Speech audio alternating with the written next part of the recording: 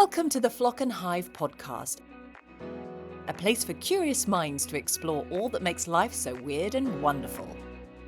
And this week, you see, all behaviour has a cause, and how kids feel affect how they behave. So unless we can help them understand what they're feeling at a certain point in time, we're not going to make any progress on helping the behaviour. We speak to Elaine Halligan from the Parent Practice. Hello and welcome to the Flock and Hive podcast. welcome back. This one's for all you parents out there. Even if you're absolutely nailing the parenting game, which I'm sure you are, go you. This is worth a listen. We speak to Elaine Halligan from the Parent Practice, who has a wealth of knowledge behind her about raising your kids. But it's so much more than just parenting. This is worth listening to, even if you don't have children, actually, because these techniques work on adults. So don't turn off if you haven't got children. Yes, absolutely. It's about how to be a human, basically, that isn't a douche. Yeah. So my husband for years has been sending me reels on Instagram when we're having a particularly tricky time with one of our millions of children. And they're always from Elaine. And when I mentioned that firstly you'd worked with her and that she'd be on the podcast, he's very starstruck. So it was a real privilege to have her on, wasn't it? Ah, well, she is a bit of a legend. It seems so, and it seems a lot of people feel the same. Mm. As Elaine mentions, I am at that screaming banshee 5 weeks into the summer holiday stage. So this is actually very timely for me, just being reminded of what she has to say in this podcast, because I have lost it. I have lost my shit. There is no structure, no authority, no nothing in this household. Would you say that you are stubbornly sticking to outdated parenting practice, sister? Do you know what? Yes. I hold my hands up. Yes.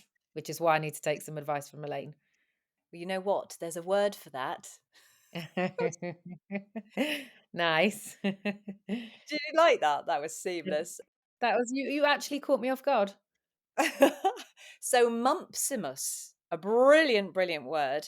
If you're a mumpsimus, you are someone who sticks to outdated practice, even when everything is telling you that you shouldn't be doing it that way and the world has moved on. And this is very, very prevalent in parenting. Nice one. I like it and very relevant, but not just not just about children, is it? Because isn't there that saying, was it the definition of insanity is repeating the same thing, getting the same outcome, and not really getting the memo that maybe this is not working for you anymore. Maybe this is outdated, so it's relative to this. Yeah, expecting a different result, even though you keep doing the same things over and over again. The definition of insanity. Totally. And I do that. I definitely do that a lot. Just don't ever bloody learn.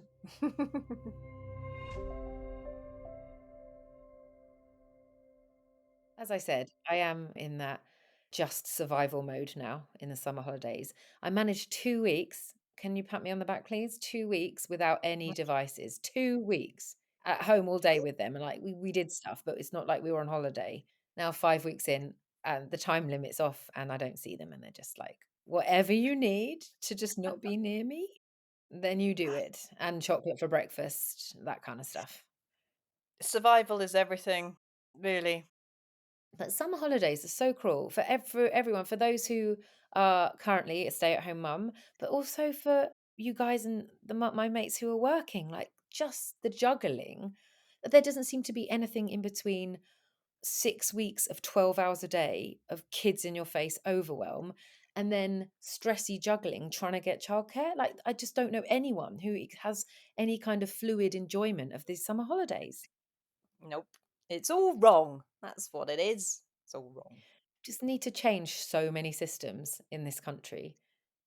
And that we need, and Elaine is she's a trailblazer a bit with that, isn't she? She talks about the Sure Start scheme that lost funding, and we talk about how that resonates, and you can see echoes of that loss of support in the state school system and for parents in the communities.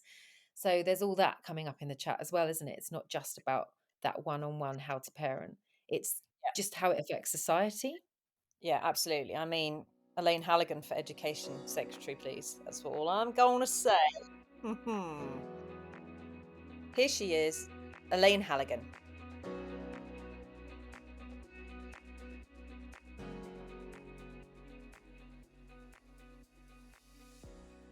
Elaine Halligan, thank you so much for joining me on the podcast today. It's great to see you again after all these years, and I often wonder what happens to clients afterwards. So when you checked in recently, oh, it's just music to my ears to hear how well your children are doing. And yeah, thank you for inviting me. Well, you're the perfect person to speak about all these things on our podcast because you are a parenting coach, a speaker, an author, and you also have the incredible company, The Parent Practice, which is how I met you when my children were young and we needed a little bit of help. So, why don't you start by telling everyone a little bit more about who you are and what you do at The Parent Practice? Thanks. But Helena, the most important thing is I'm a mum too. So, I'm a mum to two now adult children. I still call them my kids, but they're 28 and 25. And I have to tell you, I have found parenting one of the hardest, most exhausting, most bewildering, I would say complicated, messy job I've ever done. And in the early days, oh gosh, when I think back to how overwhelmed I was and how guilty I felt when I got things wrong. And I don't know whether any of your listeners will identify with this, but I did all the things that just didn't work. I nagged my children. I repeated instructions frequently. What else did I do? I cajoled them. Let's admit to what we've done. I bribed them. I threatened them. I punished them. And ultimately, I guess I just didn't recognize myself because I started screaming like a banshee because I just couldn't get my son to do what I wanted him to do. And it was at that point guess I realized that actually parenting is a jolly, jolly difficult role and we have no preparation for it. So I came into it through having a very challenging child.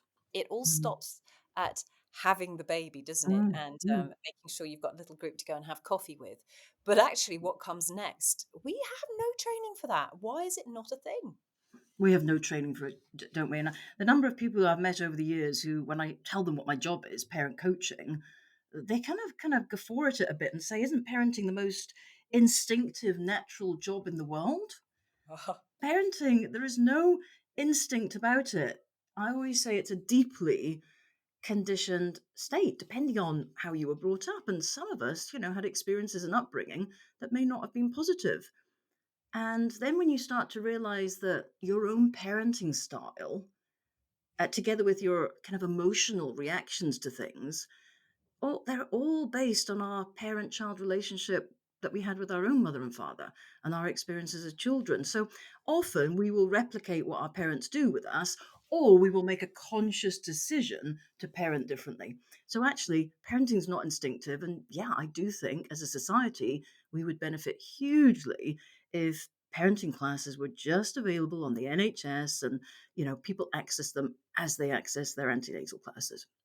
Society is the key word here because one of the big reasons I wanted to talk to you today on this particular episode was because the help you gave us when we were struggling with one of our children Mm, was life changing for us as a no. family. But it was the knock on effect that it had, Mm, which really, really surprised us on the way that we spoke to each other. So my husband, mm, and I, and but also in the workplace because mm, actually some of the techniques you teach work on humans no matter how old they are. The one in particular that I'm talking about, and you know what I'm going to say, is the connect before you correct. So, what I'd love you to do is to bust some myths about what people think parenting really, really should be. You know, with stick rather than carrot, etc. And maybe explain a couple of these techniques that you know to work brilliantly that don't just work for your kids, but they work for your family and the whole world around you. sure. And just before I come on to some techniques, I've just got to pick up on, these skills work for all ages. And I Yep. promise you, they even work on my eldest in the family, and he's 63. Right. That's my husband. That was meant to be a joke. So that is my husband. So yeah, everything we talk about at the parent practice in terms of positive parenting, if I simplify this hugely, it's about relationship quality. And it Yes. doesn't matter whether you're in the workplace or in the home, it's all about relationship quality.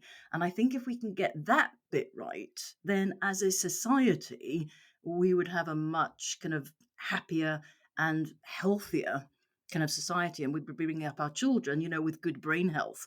So if we say it's all about connection One of the fundamentals I work with at the parent practice, and I often like to talk about my harmonious home. The harmonious home is where we build the foundation. And the foundation is all about connection and communication. It's all about that relationship quality. And if we can get the relationship quality right, then we can start to build the walls of the house. And the walls of the house are all about, what are my rules? And I can only start to work on rules and boundaries if I understand my values. Mm. How can I set up for success so that, I'm not ambushing the children? So we put the walls on the house. And finally, we get to what I call the roof, which is the positive discipline side. Mm. But the thing is, when our children do something wrong, we often go to the discipline side and we think that needs correcting, or we need to deliver consequences, or at the worst end, we need to punish, and that's what I call authoritarian parenting, um, punitive parenting, and that really doesn't work. So yes, all the skills I deliver, yeah, they will benefit families, they will benefit relationships, and they'll have a positive impact in the workplace. Yeah. So just picking up on what you said, which is connect before you correct. It's really tempting for us to want to correct our children's behavior. And there's a bit of science behind that. There's a little part of our brain called the reticular activating system. You're kind of programming your brain to look for what you think is important. So in family life, if we think it's important, and it's part of our values that our children hang their coat up, perhaps when they come in from school, put their shoes in the right place, put their book bag on the kitchen table or whatever, we are programmed to notice when they don't do one of those things. So they may hang their coat up and they may be following the rule, but maybe they've just dumped their book bag and their shoes in the middle of the floor. But our reticular activating system is programmed to look for evidence to support what we think is important and needs fixing. So instead of commenting on the coat hanging up, we'll often immediately go to the, oh, Sam, why can't you just put your shoes in the shoebox? You know where they belong. How many times do I have to tell you your book bag doesn't live on the floor? And suddenly, before we know it, we've got what we call a negativity bias kicking in. Doesn't mean we're negative. It just means that that little part of the brain, the RAS, is focusing on what we think is important. And if you put all this together, what it means is, as parents, we will spend more time focusing on what needs fixing and less time kind of commenting on the good behavior. And there's a Mhm. lot of good behavior there. It's just that we don't notice. Yeah. How would you suggest that people approach that sort of issue? Yeah, really simple. You do have to connect before you correct any behavior. And the first way to connect is to use the power of your words and descriptively praise. So most of us evaluatively praise. We say, great job, well done, that was amazing. But instead, I could say, Helena, what I admire about you is the way you've been incredibly flexible and adaptable. You've immediately switched from kind of one avenue to another avenue. And, all the technology you've had to learn to do the podcast, wow, that really takes you out of your comfort zone. And you must have had a really big growth mindset to be able to do that.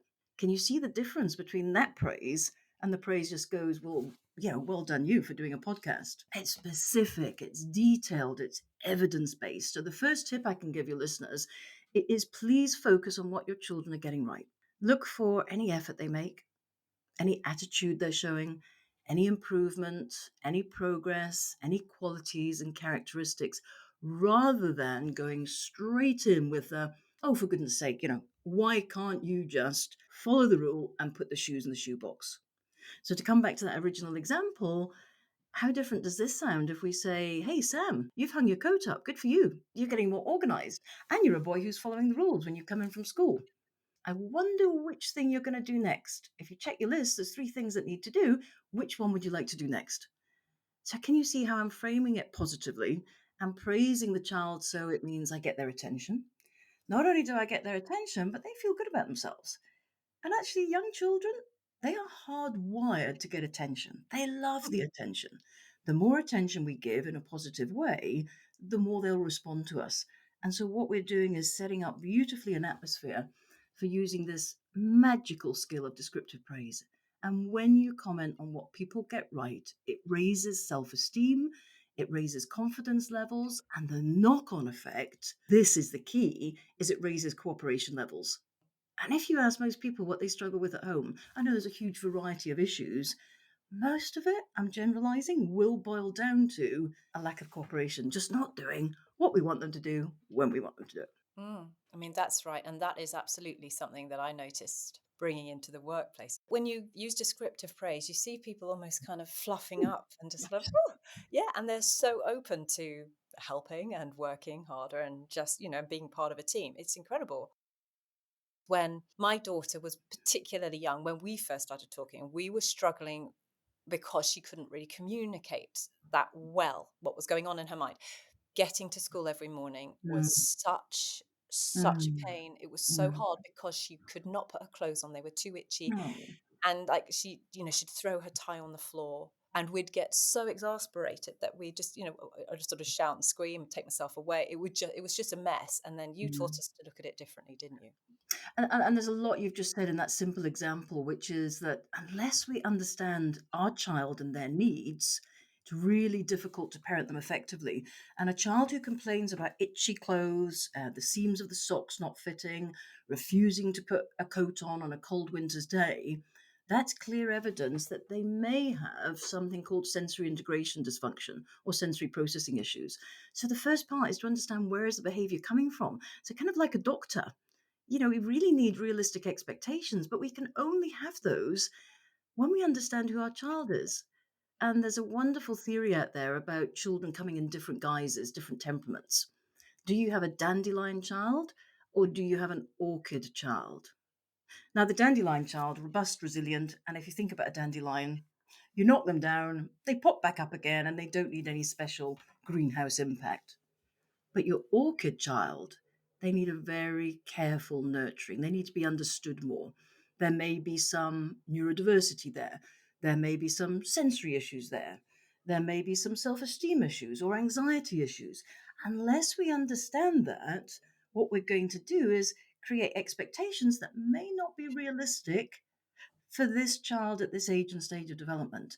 So, what was lovely about the story you shared is that, once you start to understand why she's complaining about her clothes, that's the first step to kind of helping her.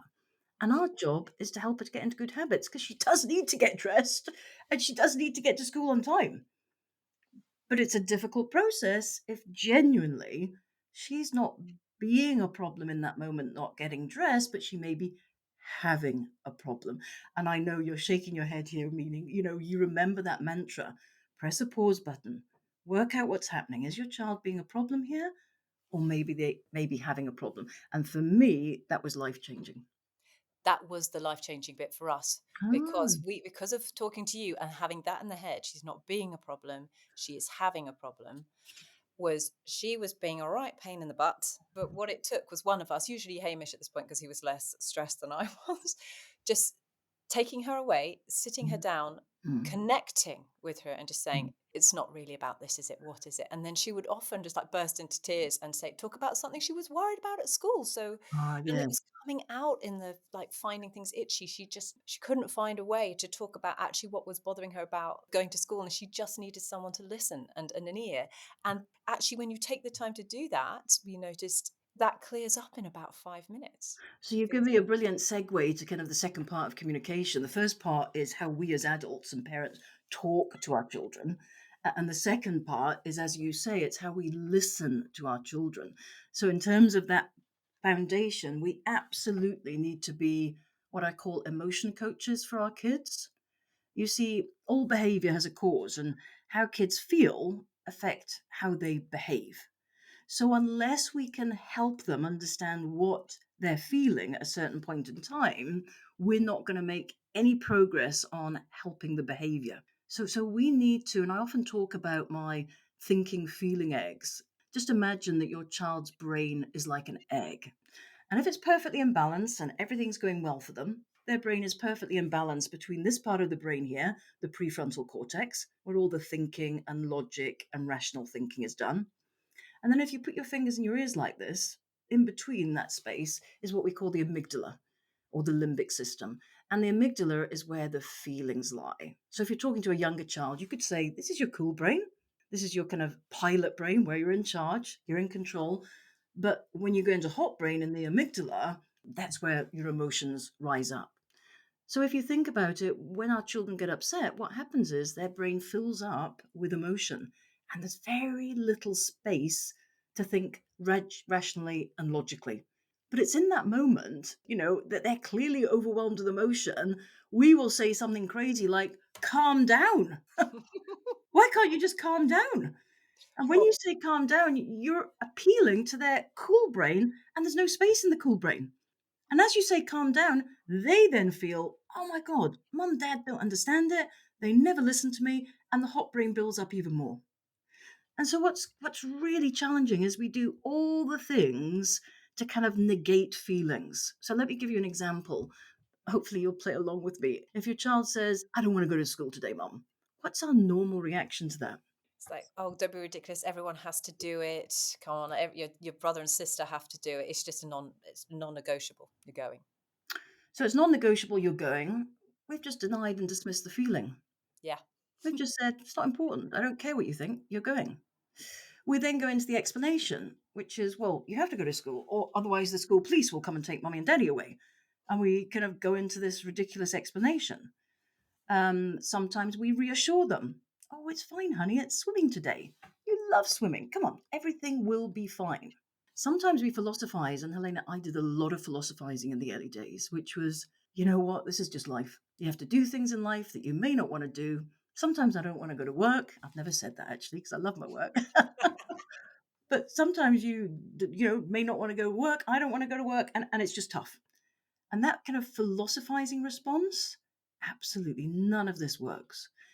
And it's the most natural response to give because we want to put a sticky plaster over it. We want to kind of put those feelings away. We want to negate them. We want to just deny and dismiss them and get our child to school. So, what we do if we're an emotion coach is literally we just press a pause button and we try and have a think about their emotions.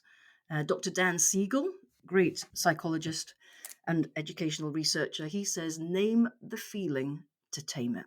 Mm. So it could just really be, honey, I can see from the look on your face, something's not right today. And you really feel as if school is not a good place for you, or you're feeling overwhelmed just now. I don't know what's going on for you, but I can tell something's not right. And what you're doing is you're giving a kind of opportunity for your child to open up. They may not. It very much depends on how emotionally articulate they are, but it's like knocking on the door. You knock on the door, no one may be at home, but you're going to leave your calling card and you're going to try again the next day. Because whilst we know we can force our child to school, the downside is, yeah, you may get them to school, but you may separate from them with, you feeling completely stressed, them in tears, and it's really, you haven't really solved the situation. So naming the feeling to tame it, for a child to feel heard, for a child to feel understood is the first step to then problem solving. And what I love to teach parents is that everything about life is about helping their children kind of be solution focused. It's about helping them find ways through life's knocks. All of them will have life's knocks from the age of, from the early age of 3, not getting invited to a birthday party, through to not getting onto the netball team, and as you approach the senior school years, wow, there are so many knocks that our children have to encounter. So our job is to help them problem solve, but a child will only be able to problem solve when that brain is calm, when they feel heard, and their hot brain comes down. And that's how important emotion coaching is. Hmm. Yes, I remember when we were talking about the egg. I think I think 'cause a lot of people think or have heard that the amygdala can be also known as the monkey brain. Exactly. The language in our house ended up being, okay, now how do we give the monkey a banana? And that was to connect And to essentially. name the feeling to tame it. Yeah, I love that. Is that Dr. Dan Siegel's or Professor Stephen Peters' work, I wonder? I'm not sure, but I think Mm. it came from you initially. Probably it all did. So Well, I love that analogy. It's a perfect analogy. But they're the two main tips. If we're going to, really make an impact on our harmony at home, get the foundation right first. mhm. Descriptively praise using the power of your words, emotion coach using the power of your listening. As an adult as well, I have seen firsthand the difference. When someone has come in a rage into an office and been quite confrontational. And while you might expect a reaction to, Mm, to match the anger and the passion of the person who's walked into the room mhm, apropos of apparently nothing and started mouthing off, to mm, have someone immediately diffuse, mm, ask the right kind of questions to see that there's a problem that they are having, not mm. being. And it's often ended just in tears and like, I'm really sorry. It's just Wow. this is happening at home and this is happening at home. And Wow. unbelievable. Before you did work with me, were you aware of this skill? Not at all. Mm, Well, not as far as I know. I mean, it might have happened without me realizing at some point, but mm, I don't think so. mm. And just a couple of things to pick up on there, just to help your audience. One is sometimes you do need to match the emotion. So if you've got a very, very, emotionally dysregulated child and you talk to them in a very calm way, I just want people to be aware that that can be triggering. So when I say match the emotion, don't get angry, but match that, oh, whoa, I can see how upset you are about this. This means a really big deal to you going to this birthday party.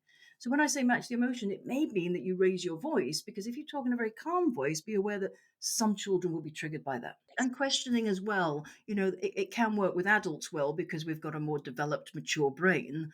But if we question our children when they're overwhelmed with emotion, don't be surprised if many children just go, I don't know. Why did you do that? How are you feeling? I don't know. And if they answer, I don't know, they're answering the most truthful way, actually. So just be careful of questions unless you've got a really emotionally articulate child. They can stop the conversation going anywhere. Okay, so if you had a child who put socks on, threw them off many times, they were very young, they weren't the most articulate. How would you approach that? What would the words be that you would Yeah. use? So let's say we've got, what, 4 or 5 year old, a child going to primary school, perhaps. Yeah. I'd say, whoa, look at you. That's the fourth time you've thrown that socks off. I get it. Those socks are not comfortable. And I'm guessing they feel really itchy. Then zip your lip. Right. That statement of just recognizing that she doesn't like the socks and these socks are not going on will make her stop in the moment. She may not say anything. And if there's silence, you know you've hit the nail on the head. And if it Oh. calms down quite quickly, you can immediately move to problem solving, which is, we need to put those socks in the bin. I absolutely could see they're not working. I wonder, if we open up the sock drawer, I wonder if you can find a pair of those wonderful, tubey, seamless socks, because I know you like to wear them. So you can quickly move into problem solving mode quite quickly if things calm down. But if you go into that, nope, you're wearing the socks, don't argue with me, I'm fed up, we've had 10 minutes, you will find things escalate even more. So by using the skill just in that moment, you can diffuse a situation and you can save a lot of time. Saving a time in the long run when it doesn't necessarily feel like that. It's you've got to practice it, haven't you? And there's no coincidence why the business is called the parent practice. The only difference between, me and a new client is that I've just had more experience, but anybody can adopt these skills. They are not rocket science. They are based in deep psychological research, which I can give if people are interested. But clients come to us because they just love the, what I call pragmatic, really practical, solution focused stuff. So whilst it's positive parenting, I get many clients coming to me who say, we've done a lot of the gentle parenting, and whilst I understand the techniques, it just doesn't feel right because I'm excusing some behavior, and at times I'm not clear what the consequences should be. So it's worth just adding in here that positive parenting is about connection, but yeah, we do need to put that roof on the house. And when things go wrong, we do need to adopt a discipline, but it's going to be a positive discipline, and a discipline based on kind of a mantra that every mistake your child makes, it's just a learning opportunity. And our job is to teach them strategies to kind of ensure it's less likely to happen again. But by making a child feel wronged, by, punishing them, by shaming them, by labeling them, or criticizing them, what you do is lower self esteem and you build up rebellion and resentment. So it's really important that parents do know how to discipline. And gosh, that's a whole other podcast topic in itself. Well, I was going to say, can you just give us a quick example of what positive discipline looks like, just so if people Sure. aren't sure? Cool. So I'm looking around for my Hollywood clapperboard, which I haven't got to hand. But let's just say, I don't know, minor misbehavior. Your child goes, "Give me juice," or give me chocolate, or "Give me crisps." And we're immediately triggered by that. Why? Because maybe our value is, manners and pleases and thank yous. So in that moment, if we're triggered and you go, "Well, no, you're not getting juice and you're not getting your bag of crisps unless you say please and thank you." Or you could, in that moment, invite them to do what we call an action replay. And we could say, "Hey, chances are you may just have forgotten how to ask for juice and crisps, and I'm more than happy to get them for you. I just need you to replay the scene. Let's press the pause button, let's rewind, and let's do it again, because I know you know how to ask for things. Mm. Please, mummy, may I have a glass of apple juice?" Hey, listen to you. I didn't need to tell you what to do. You knew immediately knew. And when you ask me in that nice tone of voice with your manners, of course you can. Are you sure you want apple or orange? Give them a choice. And that's all about, giving them power and a bit of autonomy. So that's a simple example of how we'd adopt a kind of really simple positive discipline approach. So we diffuse a situation. We don't go off into one. We're not triggered with our button pressed. We just require of the child to do it again. And it's called an action replay. It does seem so simple when you say it like that, but gosh, we need to be told it, don't we? Yeah, I do think that, I think as a society, as a generation, the best thing I could see this new government doing is to really start investing in parenting, reopening up the Sure Start centres that we lost many years ago. And unless there is parenting support within the community, we are going to be stuck in a society where our future generation is really hampered by all sorts of issues, from mental health to low self-esteem. And the repercussions of that are huge. If we were just to invest some time and money in getting community support going, I honestly believe society would be a much better place, and it would ensure the next generation of our children, are raised to have strong self-esteem and who know their moral compass, who celebrate who they are, and they're able to problem solve and be resilient, and all those things people talk about. But it's got to come from within the home, or from some other significant adults, whether it be at school, whether it be extended families. We've got to do a lot more to support parents in raising the next generation of children. So, we're talking about a skill called emotion coaching, where we're validating our child's emotions. And step one, the most important step, and this is the hardest step, is to stop what you're doing. Stop what you're doing and connect with your child. How often is it that we kind of throw a comment over the shoulder, as we're busy getting ourselves a coffee and grabbing all the stuff to get out the house? Stop what you're doing and connect. Step two is have a guess. You may not know what your child is feeling with those itchy socks. You may be thinking they're just being awkward, that they're just being really bolchy, they're just making my life miserable. Just press a pause button and stop and see if you can get into your child's space and have a guess as to how they're feeling. And I think you have to be really brave to do that. You may get the guess wrong. And if you get it wrong, I promise you, most children will tell you. Most children, yeah, unless there are big learning difficulties there, will say, "No, mum, don't be silly, it's not that." So step two is have a guess. Step three is, name the feeling. I'm guessing that you absolutely hate wearing those socks because they're really uncomfortable and itchy. And then wait. Do not be frightened of silence. And I would just say less is more. So step three is, wait for your child's reaction. Maybe add in a few more emotions and feelings and be careful with the nuance of your words. I'm guessing, I wonder if, it looks like to me, it may be, as opposed to "you are angry," because, how dare we assume that we know how they're feeling. And then step four, when things have calmed down, is to problem solve. I'm wondering what we can do to make things a little easier.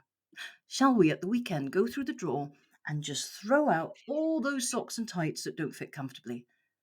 And maybe we can go online and reorder loads of wonderful tubey socks so that we know that every sock in your drawer, yeah, is a nice fit. It's a pair of socks you want to wear. And they're very simply the four steps to emotion coaching. Gosh, fascinating. I'm so glad that we learnt that, honestly. It saved us so much time. And I think that is the important thing to say is that if it sounds like, oh my gosh, all these steps, I haven't got time for that when we're rushing around in the morning, but it solves the problem much more quickly than not doing that. It is a question I get asked a lot, which is, whoa, Elaine, this all sounds really hard work. This sounds as if it's going to take up too much time. But I would just always ask, how much time does it take when your child is in a meltdown, when they're uncooperative, uncommunicative? How quickly can you turn things around? And usually the answer to that is, I could be spending up to half an hour, trying to get this child to school or trying to get them out of their funk. These skills really do work. And I just would encourage all parents just to give it a go. Even if you're skeptical, and you have every right to be skeptical, just try it. Just give it a go and see what the reaction is. Fantastic. Can we be cheeky and ask if there are any other techniques a bit like this that work brilliantly on children, but actually to work just as well on adults as well? Oh, well, I think descriptive praise is probably the greatest technique because everything about adults, and if we're thinking about the workplace or family life, is about motivation. So, a simple example of my husband used to leave the bath mat on the floor. I used to nag him all the time to pick up the bath mat. It annoyed me. And the more I nagged, the less motivated he was to fix it. The minute I started focusing on those 2 days in the week that he'd picked up the bath towel and just said, "Honey, I know it sounds irrational, but, I did notice that you picked up the bath towel, and it's really appreciative because I just like a clean floor when I come in." The minute I started using the power of my words and acknowledging for what he'd done, it was transformational. He suddenly felt motivated, and guess what? The habit stopped, and I retrained him in the new habit. So I honestly think, let's not overcomplicate this because there's a lot we've talked about. The biggest takeaway for most people is just notice what people are getting right and comment on it in a very specific, detailed way that's real and authentic. So just drop the "you're amazing, you're brilliant, you're my best worker." Unless it's substantiated, people will dismiss it and not believe it. This is absolute gold. And there's so much more where that came from as well. I think this is a good time for you to tell people how to find you, both for your website, and on social media, but and also what you can offer one to one at schools, etc. Sure. So my business is called The Parent Practice, theparentpractice.com. If you go onto my website, the first thing to do is just do my parenting quiz. It's really quick. It's very simple. It's really good fun to do it as a couple and compare because it all starts by understanding your parenting style. Are you pendulum parenting? Are you 1 minute kind of very firm and punitive, and the next minute a bit permissive and laissez faire? So pop on there, do the parenting quiz, and I think you'll enjoy that. I have blog posts. I post on Instagram. You can find me at Parent Practice. And on my website, there's lots of resources that are free, actually. There's free webinars there, there's a few free downloads. And I think what I've developed, Elena, is something for everyone, right from the kind of £8 publication right through to my kind of premium coaching program, which is what you did. And as I've developed the business over the years, what's really important to me is that there is something for everyone, no matter what means they've got. So I have a bursary program as well that offers up to 75% off any of my online products. So, I really hope that people will use the resource, use the blog posts. There's something there. And just this morning, I got a note from a client who'd done my Harmony at Home course many years ago, who wants her mother to do it now, and she wants to redo it. So this is a generational thing. I often get parents saying, I'd like my mother to do it. And together they're going to redo one of my online courses. So, as I say, there's something for everyone there, from publications, ebooks, webinars, courses, right through to private coaching. Well, I will certainly be seeing you in one of those guises again very soon. Elaine Halligan, thank you so much for joining us. Pleasure. Bye for now. So many penny drop moments in that one. Tell me about it, right? The big one is that parenting is not instinctive. I know. I mean, it just makes so much sense.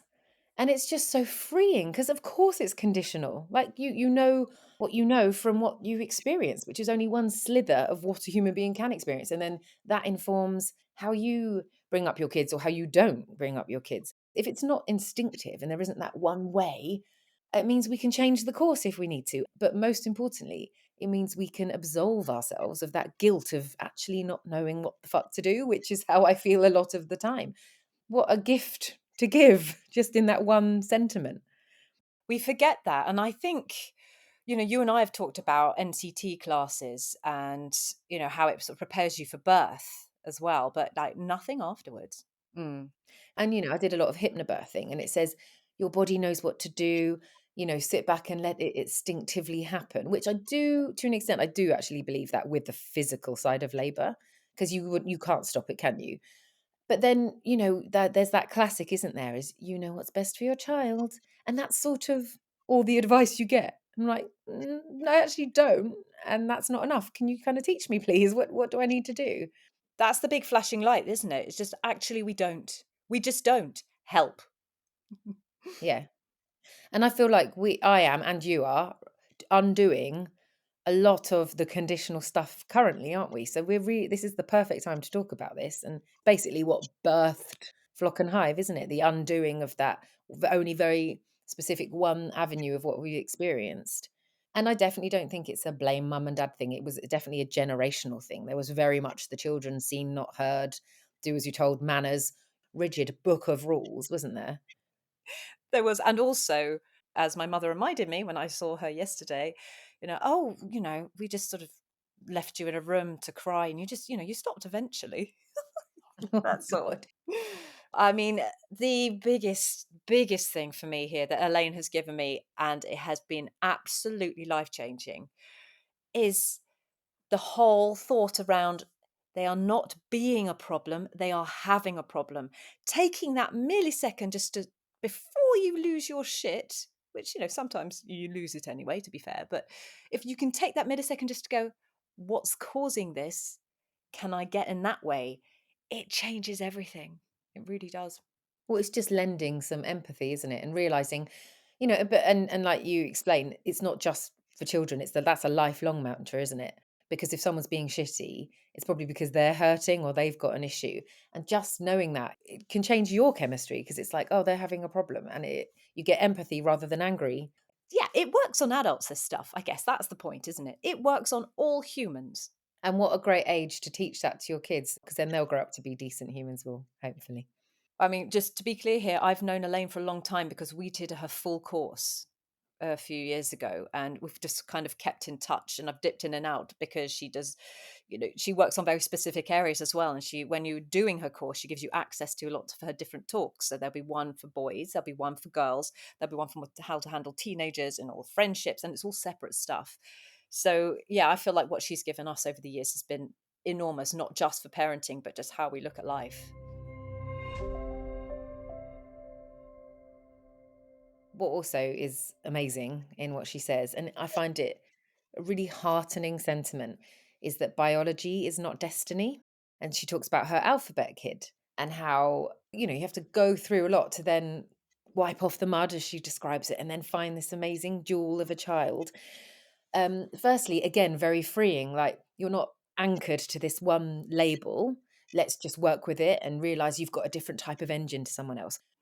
But it's important to know yourself as well, isn't it? Because she talks about building that house. And in order to build the house, you need to know yourself, know your values, know your boundaries to then be a parent.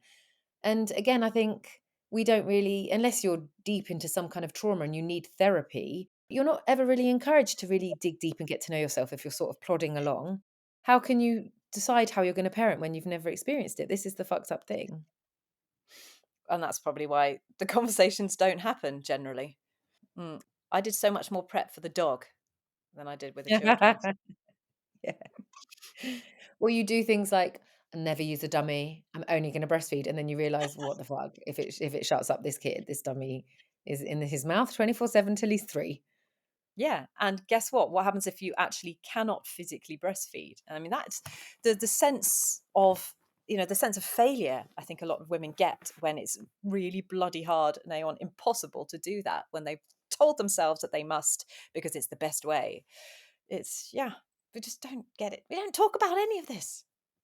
And the support isn't there anymore. Like, she mentions that Sure Start scheme. I remember getting leaflets and it being talked about, when I had my oldest. And then I hadn't really thought about it because it was lockdown when I had my youngest. So I didn't, think about any options of reaching out to people. Everyone was just in that panic. But yeah, it just wasn't there anymore. And I really think it made me think that I can really see the lack of funding. Like I've got two kids in state schools. They've been to two different ones. And it's quite consistent over the years that there isn't that funding to understand and educate around neurodiversity or any other challenges on, kids on the spectrum. There's very much a one size fits all approach, which I see time and time again just not working. And I really support her in that things really need to change in that respect. Yeah, I agree. And hopefully, well, we'll see what changes are going to be made um, with this new government, I guess. Another thing I wanted to mention about parenting, like a very, very late, I mean, something I discovered really late was that I don't think people are aware how much that being a parent will trigger things for you at certain times of your child's development. So things that might have happened to you when you were 5, 6, 7, 8, when your kids are going through them, it can have a really, really strong effect on you. And it might even be subconscious for you as well, but you might get particularly angry or particularly frustrated about certain areas or particularly emotional about them.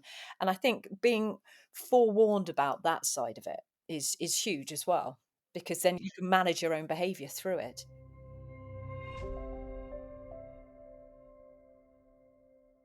They say, don't they, that it's like one of life's cruelties is that your teenage daughter is likely to be a hormonal mess at the exact same time you're a menopausal mess. It's like, oh, Yeah. that's gonna be fun. Can't wait. I'm minutes away from that. I know. Minutes. It's gonna be very interesting to compare notes, isn't it? Teenage boys, teenage girls, because we've both only got one gender. Yeah, we're gonna have to do swaps because they'll probably be super charming with each of us, won't they? Like, "Hello, Miss Patson. Yes, Miss Patson. What was that show?" It's Kevin and Perry. Yeah, when he's amazing to his mum's friend, and then he's like, "Oh, shut up." Oh, I love Harry Enfield so much. Um, but that's gonna be really important. I'm gonna really need, especially Hamish, we're gonna really need him to be that male figurehead that is close but not their dad. And in the same way, I'm already planning all the things I'm gonna do with your girls, and one of them, I'm afraid, is gonna be taking them to Glastonbury. Oh god, they'd love that. They'd absolutely love that. One of my good friends, managed to get tickets to Taylor Swift and took her daughter and another friend's daughter, and I just saw on Instagram them all having a good time, and I did have a millisecond of jealousy. But then I Mm. remembered a few months ago, I was in the crowd watching Feeder with my boys and Loreen from Eurovision because my eldest is obsessed with Eurovision. Oh, that's the thing. I can't wait. I'm looking forward to that next year. I haven't done that yet. If it makes you feel better, my girls are older, well, 12 and 10, but we haven't done the concert together yet. Yeah, and I heard about them at the Isle of Wight festival to the fake Foo Fighters, the Yes. Foo Fighters with a Z, um, absolutely going nuts, and I can't wait to do that next year with them. There is nothing for me, nothing more beautiful than seeing your kid's first euphoric experience in response to a live gig where they realize, oh my God, that person I've been hearing in the car on the radio is in front of me. Like it was just emotional for me. But I love live music for that reason anyway. But seeing them just so stoked for it.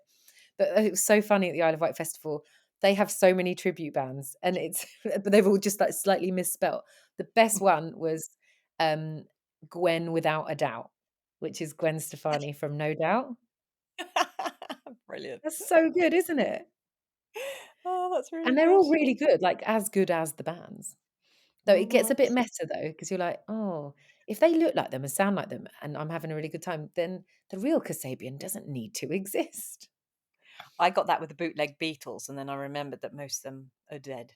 So Yeah, it's funny that we yeah. talk about like the bands and watching our kids have their first moment. It really reminds me of our brother sending an email, or maybe, or what it might have been on Facebook actually. I think it was on Facebook. He videoed Evelyn watching Star Wars for the first time, hearing the line, "Luke, I am your father," and just her reaction. And Oh, yeah. I remember him saying, "I've waited how many years for this exact moment." Oh, yeah. Yeah. It's when it's a real privilege, isn't it, to see someone experience it. Like, I'm always really jealous of people who have never seen Game of Thrones because they get to see it for the first time. And yeah, you can totally do that with your kids. Well, actually, it's not a concert, but if it comes up again, there is something I would definitely like to take you to that's related to my work. So I met John Bon Jovi last year because he has a wine. You know who else has lots of wines? Gary Barlow. Oh yes, Gary Barlow. But for God's sake, I hadn't even thought of that. But you did slag off his wine in the paper, so Oh didn't my you? God. Yeah, that's awkward. But who I was thinking about was Kylie Minogue, who you used to love to do all the dances for. What do you mean Yes. used to? I still do deeply, deeply. I was talking to someone just the other day about how I just had this deep, probably infatuation, but I just really felt like she wrote her music just for me, but that could have just been because I was 9. So has she got a wine? She's got loads of wines. You must know this. Yeah, and they No. range from like £7, and they go up all the way, but they're really good for the price. Um, yeah, so I was desperate to do a TV show with her about wine a couple of years ago. Maybe one day that will happen. But the point is, she's done a few wine things in the last couple of years, and I haven't been able to make them. But I'm sure she's going to bring out another one. Just wait until Belinda Carlisle brings out the wine. Then what will we Yes. do with you? Oh God, actually, who did I love more? They were different eras, so Yes, they will. equal. That was a segue from parenting. Kylie Minogue parented me through some very tough times. Yes, yes, totally. Oh, well. Elaine, I hope you like Kylie. I love Elaine. I love her. She's just so the fact that she starts out with saying, I was a mess, I didn't know what to do. And that is her experience, helps how she helps people now. It's like Mercedes saying she had to go through the shit to then be able to be a therapist. I just think it's how you get the best out of people, is if they've been really troubled too. And that honesty is just enough respect. Um, yes, very good egg. And I know our paths will cross again, maybe on slightly different subjects, but related. But I would say if you're listening to this, if you have anything to do with a school or an organization that can get Elaine in and the parent practice to talk about things like this, it would be life changing for many parents of kids of all ages. Well, that feels like a good place to wrap up today's podcast, doesn't it? It does. Thank you for listening. Remember, there are articles on our website that relate to everything we talk about on this podcast that take a deeper dive if you're interested. And please follow us, if you don't already, on the socials at Flock and Hive. And get in touch if you want us to talk about anyone, if you want to suggest someone to talk to, or if you are that someone. Come see us. And thank you so much to Elaine Halligan for joining us on the podcast today. Elaine from the Parent Practice. Well worth a follow on the socials. And thank you. Don't forget to join us next week when we will be going off on a completely different direction, talking to Nadia Gledhill from Melbourne, who heads up QHHT Australia, about hypnosis for past life regression and healing that way. Oh my God. Yeah, but I think you'll be really surprised by the conversation and how unwoo-woo and how unweird it is. It was mind-blowing. Nice. Well, you got that to look forward to. But in the meantime, thank you once again for joining us, and we'll see you soon. Thank you. Bye.